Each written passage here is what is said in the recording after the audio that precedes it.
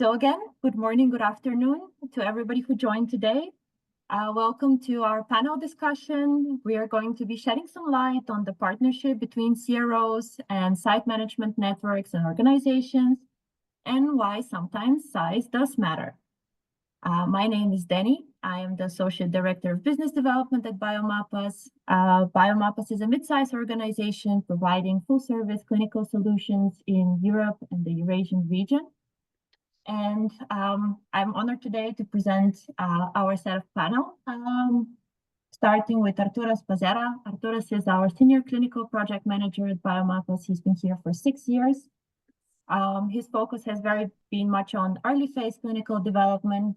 So he works mostly with our biotech sponsors. He brings a lot of, 15 years of experience in leading global project delivery. And he's also part of the clinical strategy team at Biomapas, so supporting sponsors from the moment that the bid is received, leading them through countryside strategy for their protocol and their objectives. We also have on the call today Dr. Santiago Viteri. He's the medical director of Pratia Sirius. Welcome, Dr. Viteri. He's a medical oncologist, and he's a principal investigator with more than 10 years of experience in the clinical research space. And he's had a very busy year. Over the last year, he's been leading Pratia Sirius unit, and he's served over 40 studies as a principal investigator and more than 20 as a sub-investigator. So he'll be providing the patient and medical aspect in today's discussion. We also have Garigin Kanazadian, who's the CEO of Medrio. Medrio is a site management organization based out of Yerevan, Armenia. He brings over a decade of experience as well in regulatory affairs, in study management coordination, and he, of course, brings a lot of knowledge into the Armenian clinical research environment. So he'll provide us with input from that side. And last but not least, we have also Chloe Rose. She's the executive director of portfolio management at Pratia. She's been with Pratia for 4 years now, and she oversees everything that Pratia delivers to the clients, from global feasibility proposals, budget contracts, the whole early phase portfolio, and of course the client relationship management.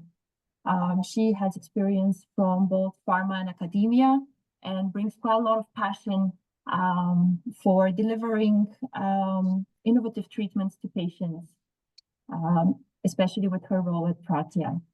And again, just to mention for our audience today, if you have any questions, please do not hesitate to drop them in the Q&A box or in the chat. We'll be monitoring both, and we'll have some time at the end to address them. Now back to our topic. How do mid-sized CROs and site networks, site organizations deliver clinical trial success? And I'll think that this is a perfect question for Arturas to start, since maybe Arturas, you know why this is relevant for our sponsors. What do they gain by entrusting their clinical development program to a CRO that can utilize the full potential of a site network? Good afternoon, everyone. Thanks, Denny. I'm really glad that we are having this webinar focused on this topic today. Because when we talk about delivering success in clinical trials, we often focus on scale, size, speed, but sometimes what we overlook is the fit. And that is exactly where the mid-sized CROs and site networks can make a difference when they work in sync together. The result is not just only operational efficiency, but the true strategic alignment. And that really starts to matter really early, even before the trial begins. This topic also matters because the way of the CRO collaborates with the site network can significantly shape the further trial performance, especially when the collaboration is close and structured. And again, we speak about fit.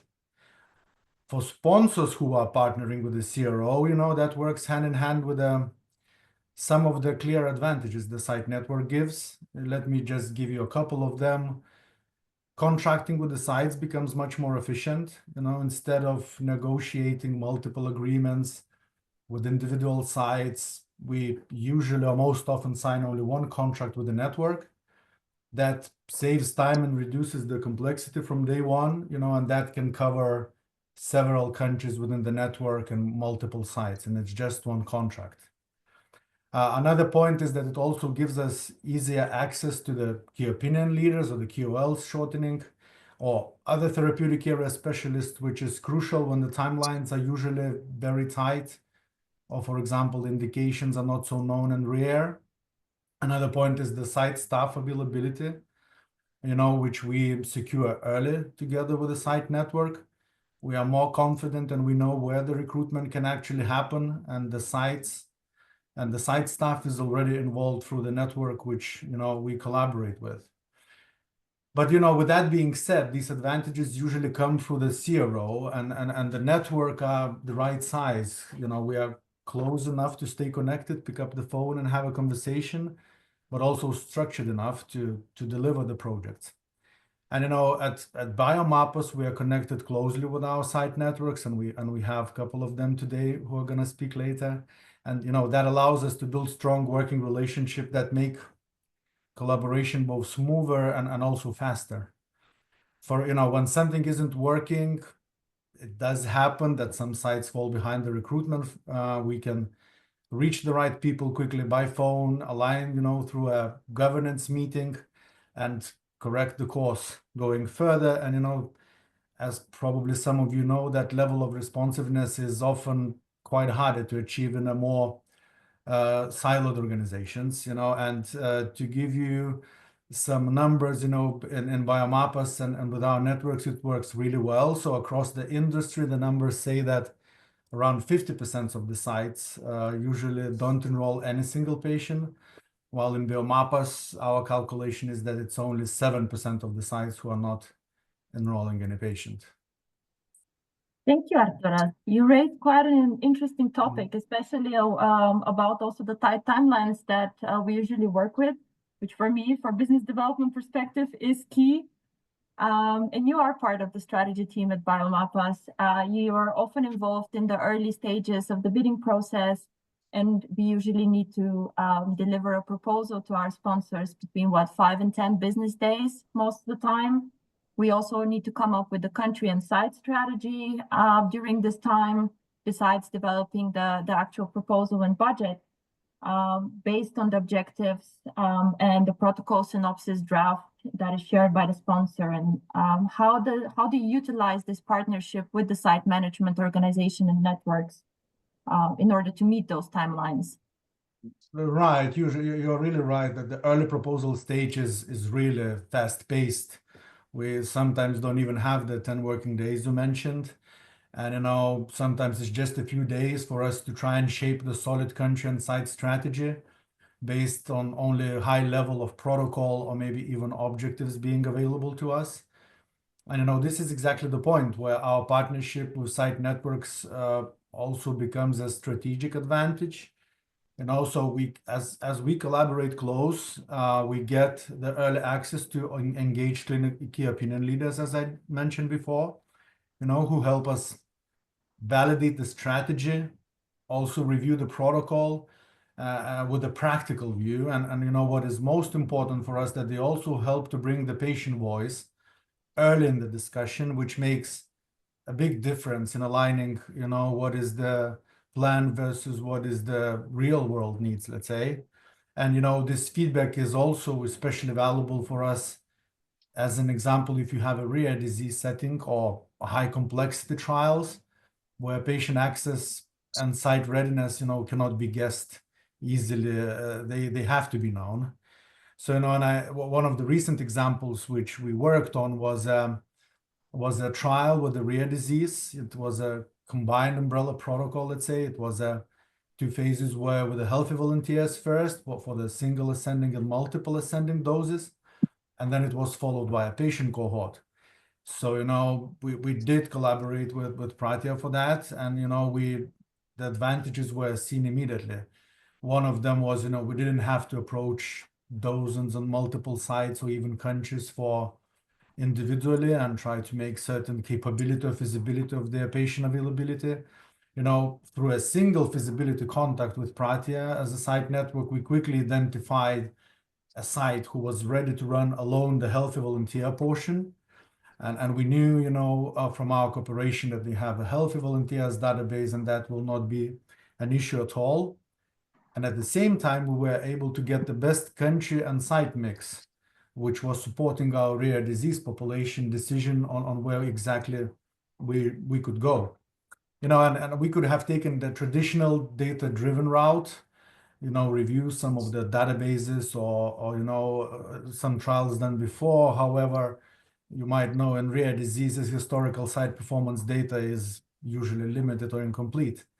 So no, and instead by partnership, we gained the real-time insights directly from the site networks, key opinion leaders, and that gave us really speed and confidence, which is very important in this early understanding how the study should go. And this is how, we were building the strategy, not only from the CRO point of view, but also we were building it with the investigators and the site network who already understand the study from the very beginning and ready to deliver the trial going forward. And that is why, and again, as an example, especially in the rare or complex trials, set up the right partnership, I believe, is very important early, and then can shape not just the beginning of the trial, but the entire study success. Thank you so much. I think you raised quite important points talking about the importance of patient centricity, bringing the patient voice. And luckily, we do have an experienced principal investigator on the call today. And Santiago, you're a seasoned investigator. Maybe you could share with us and elaborate how you add aspects of this field work into the protocol. What is important for the audience today? Thank you, Danny. Well, yes, it is very important when you have access or you receive for the first time the synopsis of a protocol, for a new clinical trial. When you review the design, especially if it's in its early development, that you can detect important caveats for the success of the trial. Sometimes, on paper, everything looks good, but you can realize that, for example, one of the fields where I work more is in thoracic oncology, lung cancer. We are going to run a clinical trial in lung cancer, and it is a first-line trial, where the patient has recently been diagnosed and is very nervous because of the information that has received that he has lung cancer, metastatic lung cancer, and he needs to start a treatment right away. If you're going to propose this kind of patient to participate in a clinical trial, you need to explain them that this will consume a little more time than the standard therapy. So it is important, for example, if the design of the trial requires that you need to send the sample to a tumor sample to a central lab for some particular determination, and if this determination takes long and maybe positive or negative, and the patient can participate or not in the trial, you will lose a lot of patients because they can't afford to wait for 4 weeks before starting a treatment, experimental treatment that they, of course, may have, uncertainties about. So, when you review the protocols, you can detect these aspects that, from a theoretical point of view, doesn't look very important, but in the reality of the patient, when you treat them in a daily basis, you realize that these 2 more weeks of waiting can be an important source of patients rejecting to participate in the trial. So that's one of the aspects. Not patient centricity. It's been a topic that's been, on fashion. Many people speak about it, but we really need to put ourselves in the shoes of the patients. No, another thing that is very important also are the exclusion criteria, particularly because in inclusion criteria you select the kind of population you're looking for, but the exclusion criteria are meant for safety, of course, for the patients, but also are meant for, avoiding heterogeneous populations or risk populations to participate in the trial. But sometimes these exclusion criteria have been, they come from the past. And they continue excluding patients that are very well suitable for the trials, no? So there are like preconceptions that it's better not to include this kind of patients. For example, in the example of lung cancer, brain metastasis is one of the important key issues. And so in the near past, most of patients with brain metastasis were not allowed to participate, or they may have been treated for this brain metastasis before they can participate. But now, if they have asymptomatic brain metastasis, they can participate. And this has been a very important advance, because between 15% or 20% of the patients will develop this brain metastasis at the beginning, and you're excluding an important population. Now that the new compounds that we're using are effective in the brain, is not needed to exclude them. No, so it is very important, like, to have this review of the design of the trials to detect these red flags or these caveats that can, interfere a lot with the success of the trial, and to take on account your reality, your country reality is important to imagine. For example, if there is an alternative treatment that has been recently approved in your country, then you know that a particular design will not be very easy to recruit patients for. All right, you bring some very valid points, and I think this ties up very nicely also with my next question. Because these are all points that you bring in that are within the design. So these very early discussions with the sponsor, and we see that some sponsors are quite optimistic in terms of the patient population that they're trying to address with their medication, and sometimes the exclusion criteria that we see, inclusion-exclusion criteria that we see that they're chasing a patient population that does not technically exist, or a treatment schedule that is not applicable in the field. And let me start by this. As a clinician, when do you think is early enough to involve a practitioner into this discussion? And this would be also for us as a CRO, it's also very important to hear. Yeah, the answer would be as soon as possible, no? Meaning that once the protocol has been more or less defined, it's very difficult to change things in the later phases. So of course, the sponsors may have their advisors, no, that the steering committees, or that they submit their ideas of clinical trials, and they check with them. But as it is also key that the investigators that are going to run this trial in the centers are involved and motivated. This is really important, because when you have the feeling that you participate of the story, that you are part of the development, then your involvement in the trial is much more, no? So I think this participation of the investigators in the very early design is key to detect problems, no, and also to create this engagement with the protocol. Absolutely, and I think this partnership between CROs and site management organization allows for this collaboration with these practitioners early on, and getting that feedback early on, and discussing that with the sponsor before actually finalizing a strategy in order to provide a realistic forecast into what the trial would look like in terms of timelines and number of sites in practice. And I think what we hear also that sponsors challenge quite a lot sometimes the involvement of a site network, and maybe you could shed some light on, like, how do you ensure at your unit at Pratia Sirius how do you ensure that patients do come to you in the therapeutic areas that you work in? What does the Well, patient flow look like?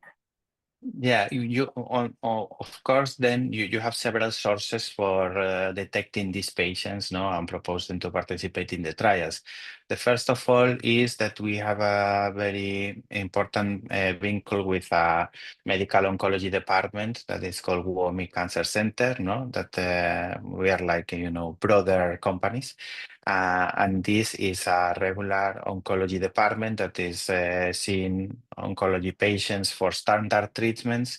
So this group of oncologists are the ones that are involved with they know all the clinical trials. We have a practice series, and they are our main source for referring patients to us.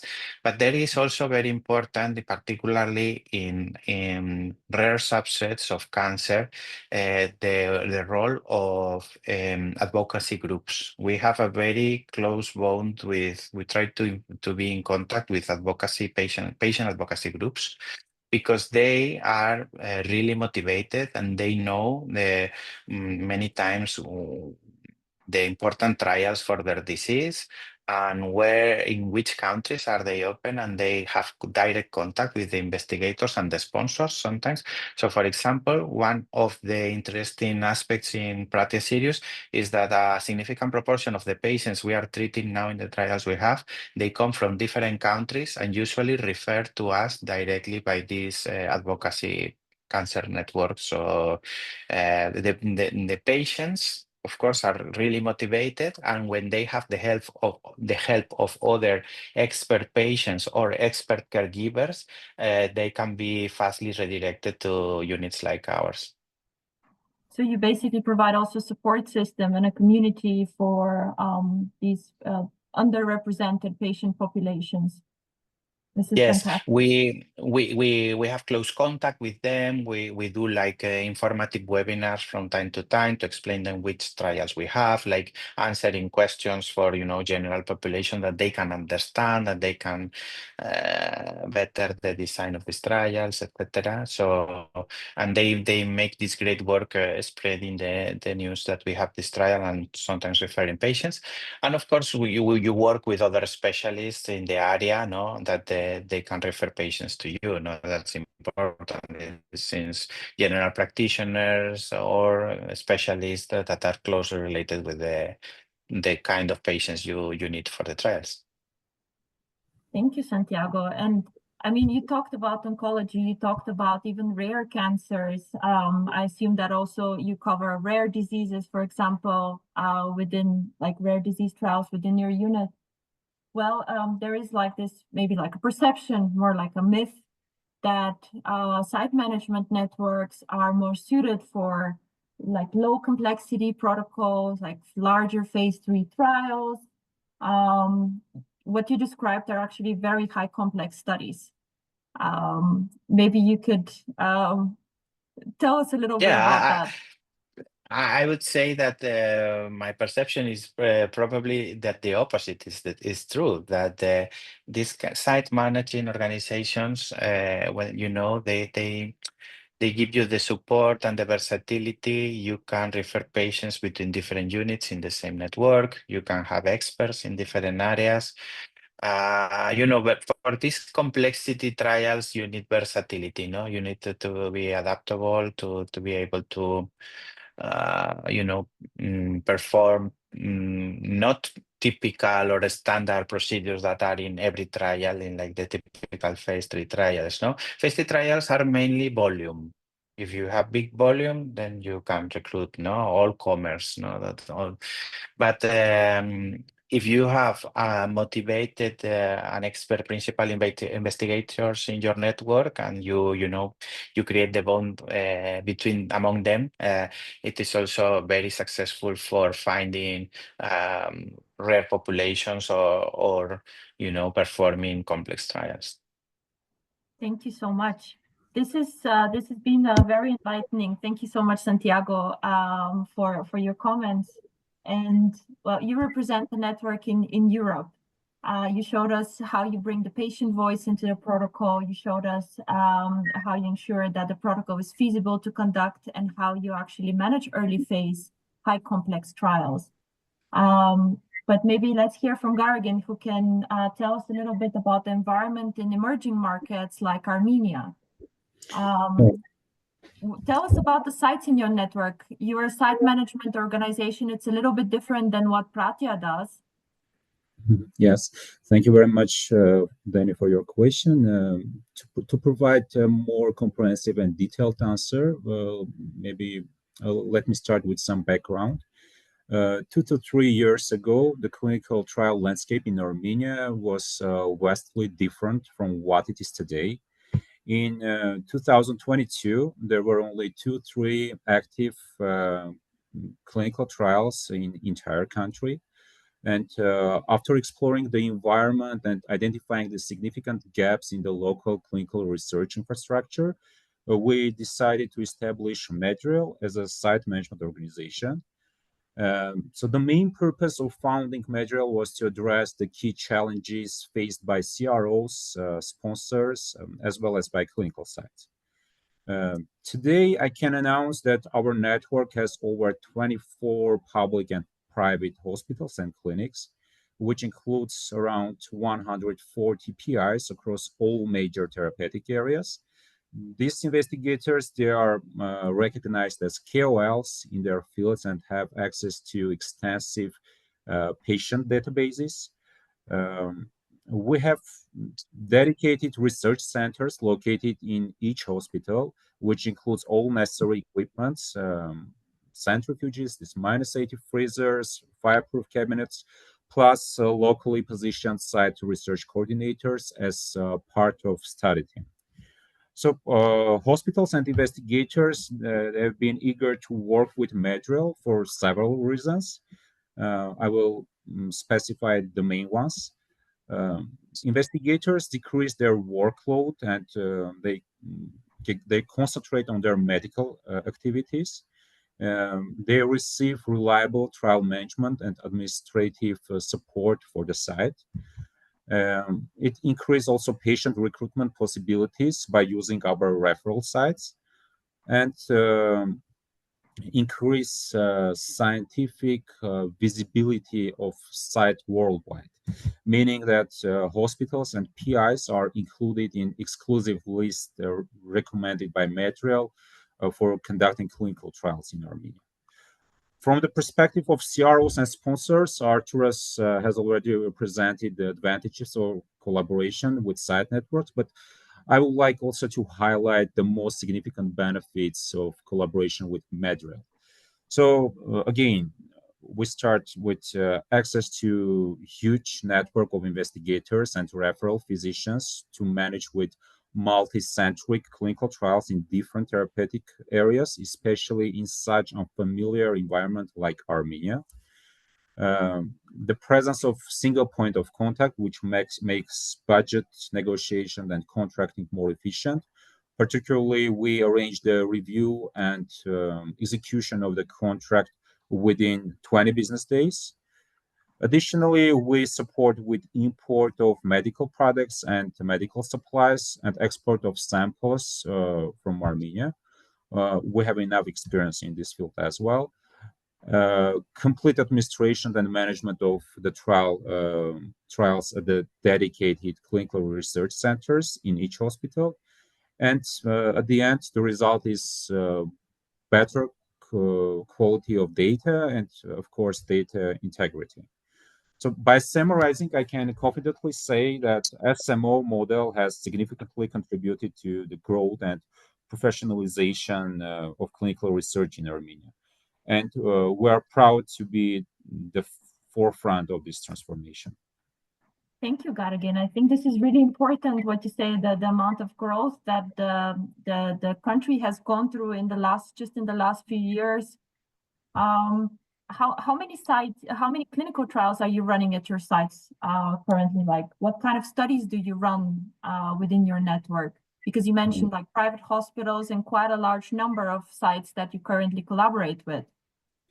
Yes, of course. Actually, we are running about 9 clinical trials in 5 sites, which are from different therapeutic areas. Oncology, hematology. We have also cardiovascular trial and ophthalmological trial. The trials are from almost all phases, first, second, and third phases. Very impressive. Very impressive. Thank you. Maybe do you have maybe some metrics as well that you could share with us in terms of like percentage of the studies that are currently running in the country compared to the studies that you're currently running at through MedReal? Yes.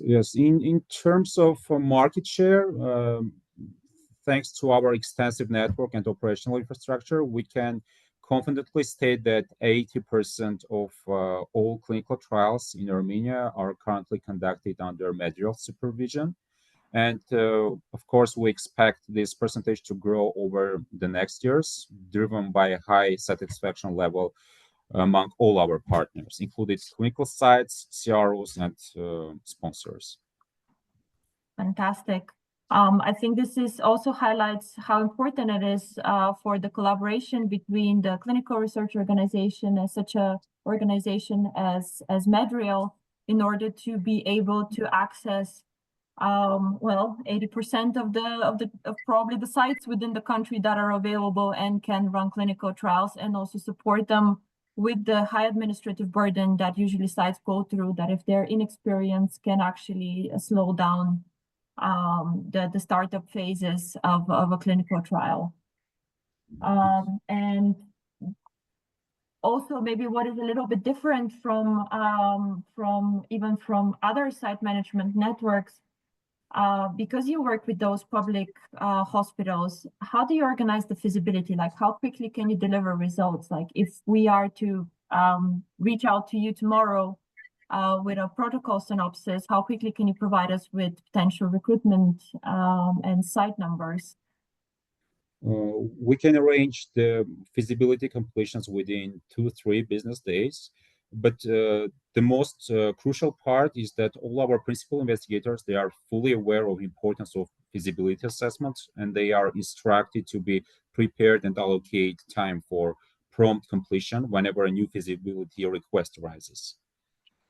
So this definitely provides a significant advantage for sponsors and CROs, as they can receive feasibility assessments from multiple sites simultaneously. Moreover, we offer this service free of charge.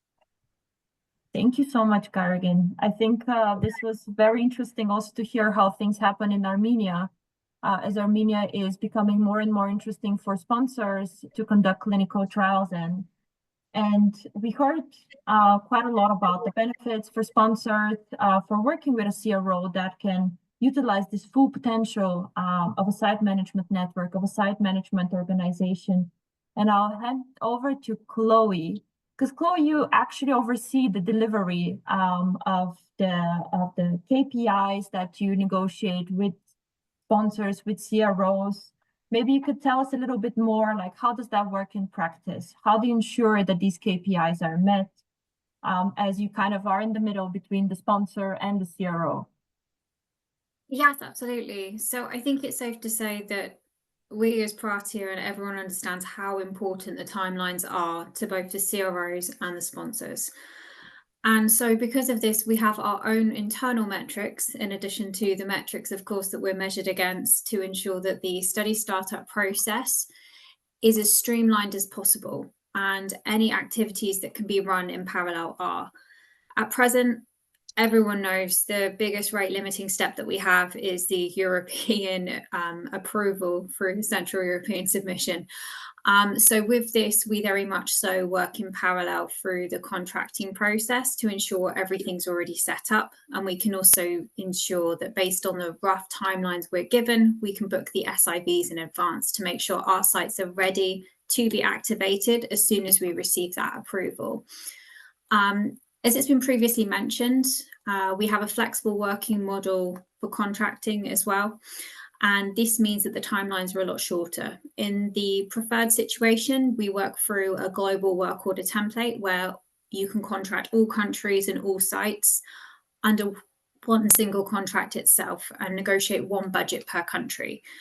What this enables us to do is speed up the contracting process, as we no longer need tens of CTAs, single site CTAs, and ensuring that the flow itself. So from a CRO perspective, it's a lot less work. Also from a sponsor perspective, also, that we are covered. Equally, if that's not the way that anyone wants to work with, the bilingual CTA document we can then utilize and negotiate in English.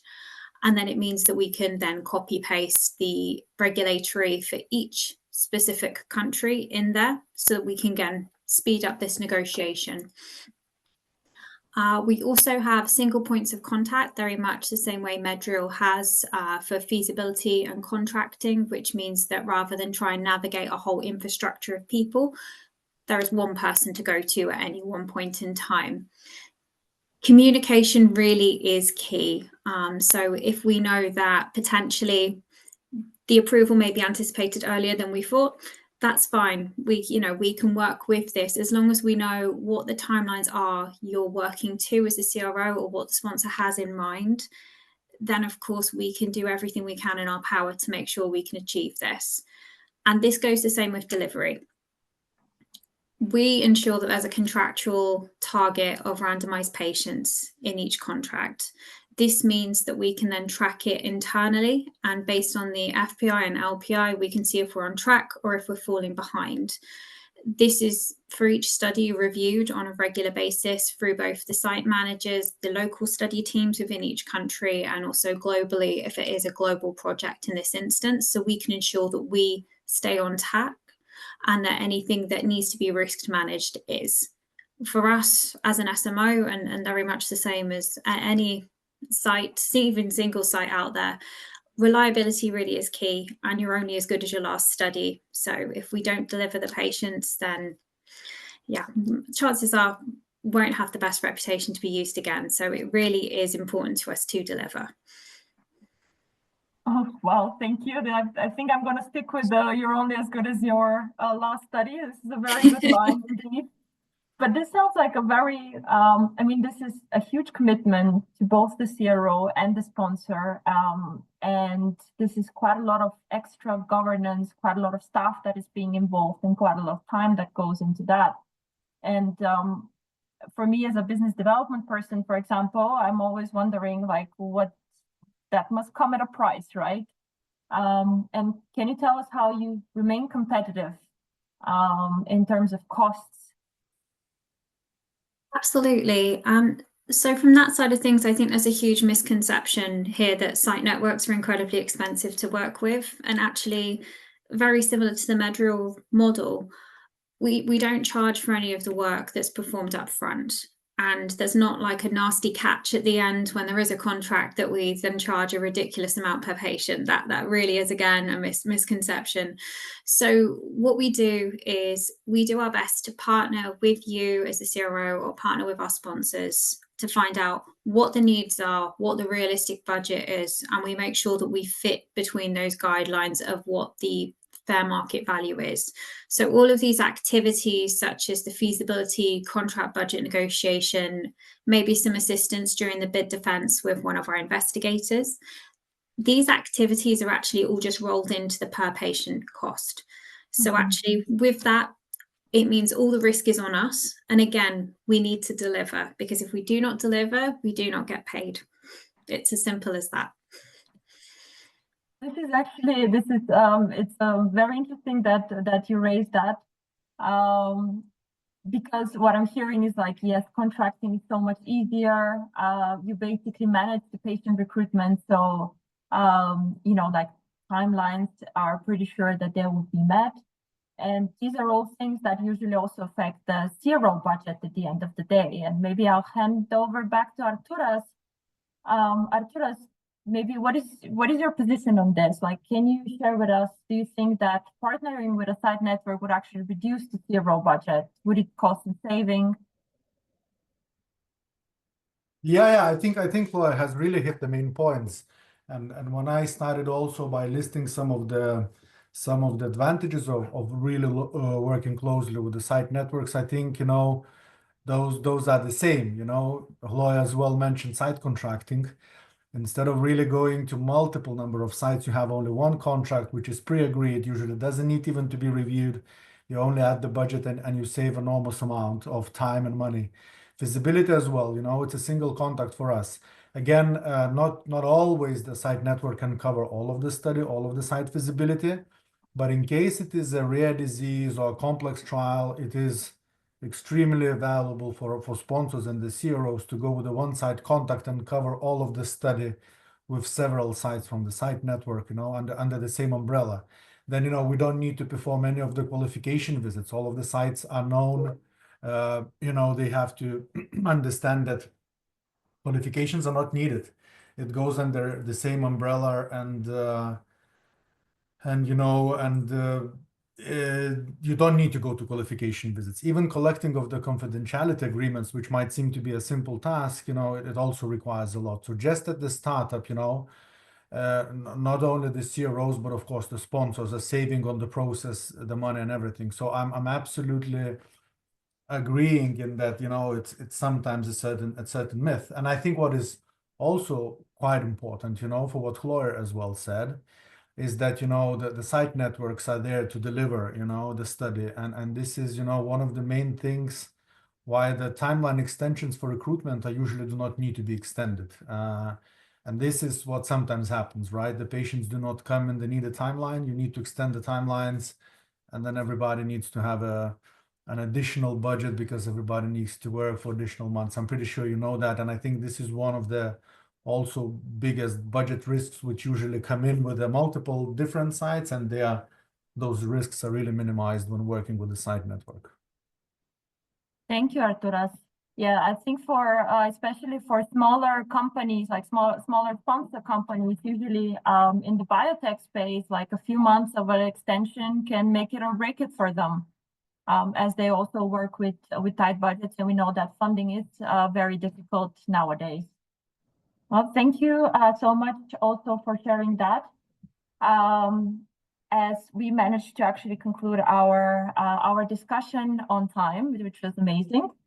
And to the summary, I mean, we discussed today that site management networks partnering with the right size CRO can actually bring the patient centricity and the patient voice very early on into the protocol, which brings additional value to our sponsors, ultimately making the protocol patient friendly and feasible in the practical aspects of the study delivery.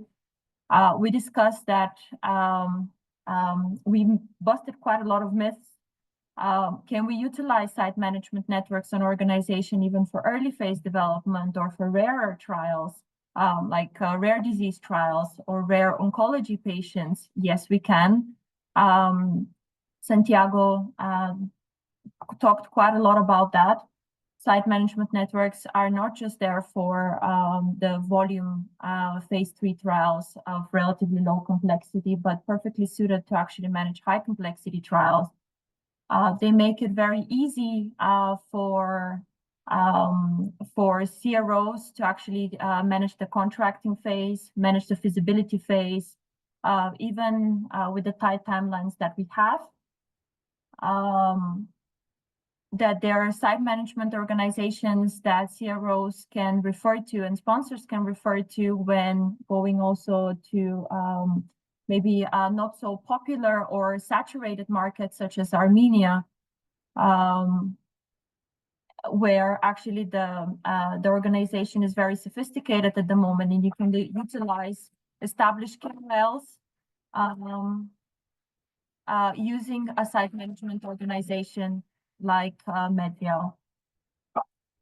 Thank you. And ultimately, this collaboration does not cost more for sponsors, but can also benefit from cost efficiency. So both timelines, patient centricity and cost efficiency are met in those in this partnership. Thank you so much. And I think we have some time to take a few questions. I think we have some in the Q&A box as well.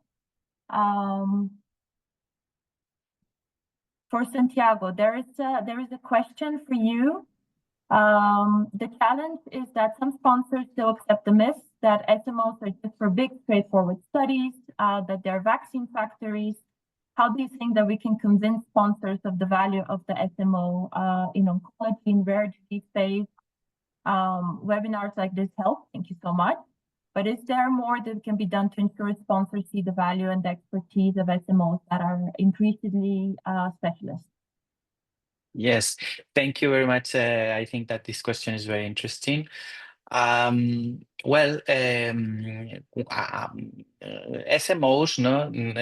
are born as an answer to the complexity of the procedures of running clinical trials, but are and most of them are run and managed by experts like you in being able to make a reality the contracts, the budgets, etc. But sometimes they may look an organization that only serves like a temporary home for the investigators, but you need to involve your investigators. You need to have your key opinion leaders with you by your hand so they can defend the scientific rationale of doing the trial, the reality of how are we going to be able to detect these patients, because it's not just a matter of how many units you have or the volume you can, the databases with the patients you have, but you need these researchers, opinion leaders that can go with you and discuss with the sponsors, because the sponsors know that you may have the biggest structure, but if you don't have like a motivated investigator behind the trial, it will not work. So you need to involve more the investigators, not as they use the SMO as a place where they can do the research, but they can participate in the development and also create a network between the investigators you have in the different units of your network, because this creates this scientific critical mass, that helps to create new trials, do better in the trials, and also you can show this to the sponsors. So you can come with someone that can let them know, yes, we will be able to find these patients because we will have these strategies. I have the experience. I have conducted trials in the past in this field before, etc. So this is the way you can convince the sponsors that SMOs are suitable for any sort of trial. In fact, because this is a very sophisticated response to a lot of administrative and organizative problems that researchers are not good at. But it's the perfect solution with someone else expert in the field taking care of these difficult parts for us. Fantastic. Thank you, Santiago. I hope this answers the questions also from the audience. Of course, we can, if there is an additional question and further desire to discuss that, we'll have the email address that you can reach out to with any questions from the webinar today that are not answered directly on the call, and we can follow up offline. There is another one that I think is quite relevant for our discussion today, because we talk about how great it is that we have this commitment from the site management organization. We, as a CRO, also make a commitment to our sponsors when we provide a timeline and a budget, and when we sign a contract, how the study would be delivered, when it would be delivered. But we know that from all the discussions that happen, patient recruitment doesn't always go as planned. And maybe I'll start with Chloe first. How do you touched a little bit on risk mitigation, and you're only as good as your last trial. How do you manage challenges that you experience with patient recruitment? Because I assume they do arise on certain trials, no matter how good the planning is.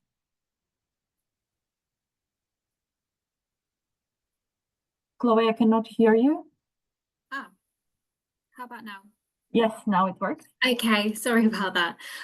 So I think one of the biggest things here is the patient engagement department that we actually have at Paratia. So regardless of whether we do have recruitment budget for a study, which in some aspects, unfortunately, is declined in the negotiation process because it hasn't been budgeted for, In difficult studies, we do actually put our own money towards these trials for these difficult circumstances where we know the patients are difficult to find.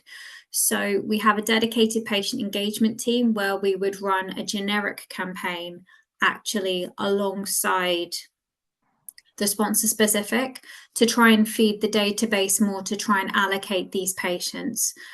In circumstances in the past, let's say the investigator hasn't been fully utilized in the earlier stages of the protocol design, and you're now at over 90% screen failure rate when the plan was actually 63. And I'm not talking just for Pratia as a network, I'm talking the entire study.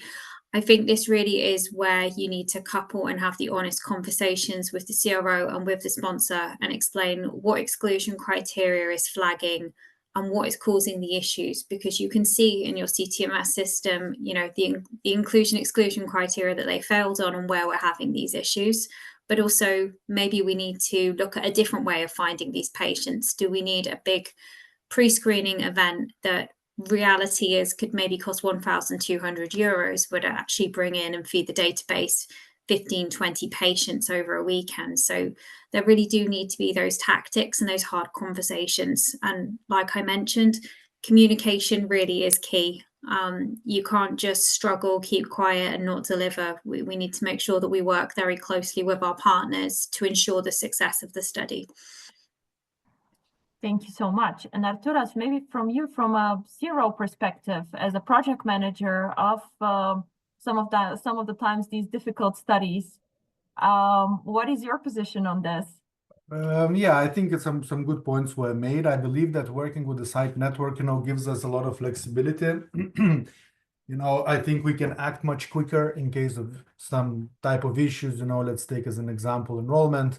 When working with the one contact only, we can review KPIs very frequently, setting up governance in case of larger studies or, let's say, more of the significant issues. This is really, let's say, easier to tackle and review the KPIs, and we really get to know things much more in advance than they happen.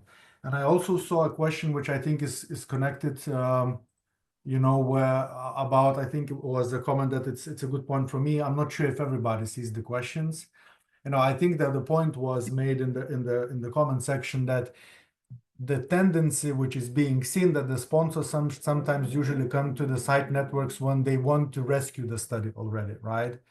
So I think it was the same question a little bit touched by Dr. Viteri about, how do we convince the sponsors up front about the advantages of having the site networks and them are able to deliver, not being more expensive because you have so much more efficiencies and all of that. I think it truly, shows that working with the site networks is really an advantage by all means, and I do agree that we need to work further to advise the sponsors to better do it. And one of the other examples which I didn't mention with the last question for how the site network helps with saving the timelines was what we discussed about the key opinion leaders, reviewing the protocol early. We all know that it's rather complicated to go to multiple sites and ask them to review the protocol and give their valuable review and input of the protocol. We know how it goes sometimes in the reality, in the real world. Investigators are busy with their regular work and other things. And when the study comes, suddenly they start to do it, they suddenly say, oh, this exclusion criteria is not good. Of course, we can tell why, but it doesn't usually work. While with the KOLs from the site network, it really helps. And especially with an early phase, you cannot avoid protocol amendments. There are cases where you cannot foresee everything. Early phase, especially first in human, really has some flaws you cannot guess even looking through it thoroughly. But it really saves the amendments, and when you have an amendment because you try to enroll the patients with the protocol where inclusion and exclusion was not really looked to by the people who work on the ground, then you see the inclusion criteria, you realize that after several months of non-enrollment or low enrollment, then you need to do a protocol amendment, the time stops again, for a couple of months. So I think this is also a very good thing to mention. It's not only delivering the patients while the recruitment is ongoing, but also making sure that, all of the protocol is built in the best way possible to enable even the site network to enroll them. according to the plan. Thank you, Arturas. Absolutely, I completely agree with you. And I think there is a very good question also for Garagin, for Bedriel, in terms of the regulations within Armenia. Maybe you could tell us a little bit about what the approval timelines look like, because Europe now is pretty much unified, right, through the CTR, through the CTIS system. But what does that look like in Armenia? Yeah, the approval timelines is about it takes about from 40 to 60 days, depends on the queries raised by the regulatory authorities. It's quite simple procedure. The application is provided through one window system to Ministry of Health, and they deliver it directly to the ethics committee and the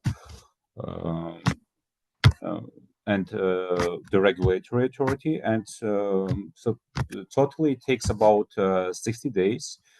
This is one of our selling point of Armenia, we can say, but also there are other advantages. For example, highly motivated patient population. As many medical treatments here are paid out of pocket, and patients are generally motivated to participate in clinical trials. And one more thing about the regulatory, in Armenia, the regulatory authorities, they accept informed consent forms not only in local language in Armenian, but also in English and Russian. So this allows for the inclusion of English and Russian speaking patients in clinical trials, significantly expanding the potential recruitment pool. Fantastic, fantastic. Thank you so much for that. I think this is very interesting. So the timelines are very much aligned with what we see in Europe, approximately 2 months. And you also have this access to these different patient pools. And I see that the regulatory authority is quite flexible in order to support the clinical research space within the country. Yes, yes. I see that more questions are popping up, but I'm afraid that we're running out of time, and we'll be happy to address those offline. Thank you, everybody, for joining us on this webinar today, discussing how mid-sized CROs utilize the partnership with site management networks, with site management organization for clinical trial success, and how we benefit sponsors and patients in this collaboration. You saw the commitment from Pratia and from Medreal, from the site management perspective, and from a CRO like Biomapas from the CRO perspective, in order to make your clinical trial a success. We look forward to connecting offline for any further discussions or thoughts on this topic. You can send your additional questions or any comments as well as feedback. We always appreciate feedback. To BD, like business development, at biomapas.com, and we'll make sure that your question is answered by the panelist that has the expertise